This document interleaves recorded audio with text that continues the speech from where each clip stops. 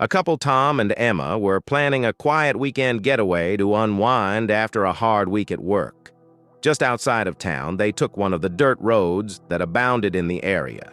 But on the way back, we veered off course and ended up on an abandoned forest road in Michigan. In the middle of the road lay several trees broken by a recent storm.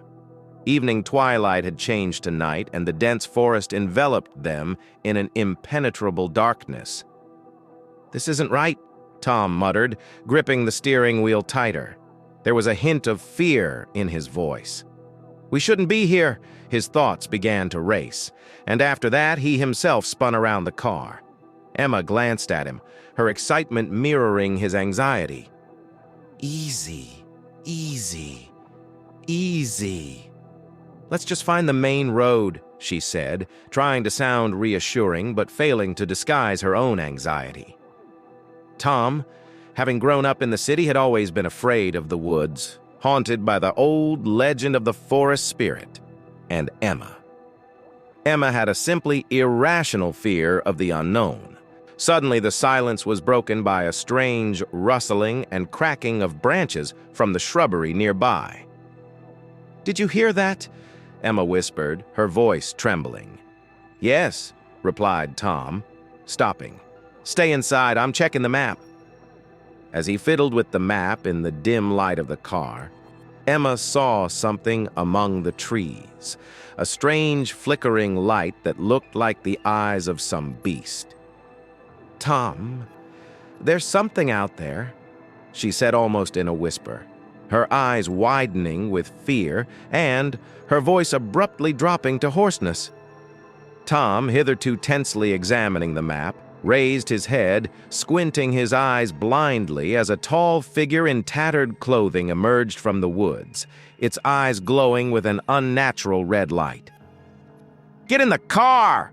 he shouted with panic in his voice.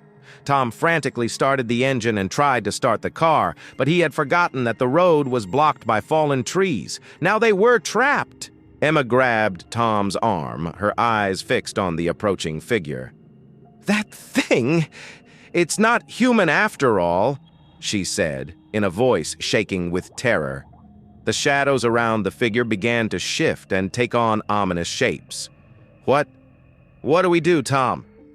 Emma's voice was desperate, almost a plea. She hooked her fingers into his arm. I don't know," Tom stammered, his voice cracking. His hands treacherously shook and weakness rolled into his body. The headlights flickered, casting eerie shadows that seemed to dance in the darkness. The figure approached slowly, stomping heavily. Its eyes burned like coals. Tom and Emma felt a chilling presence enveloping them, as if a chill had abruptly set in. "Why us? What does it want?" Tom whispered, fear clutching his heart. The car was now shrouded in darkness like absorbent cotton, through which only the light of those terrible eyes shone.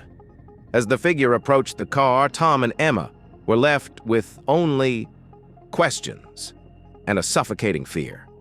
Would they survive the night? What ancient power had they disturbed? And was there ever truly a way out of the cursed forest?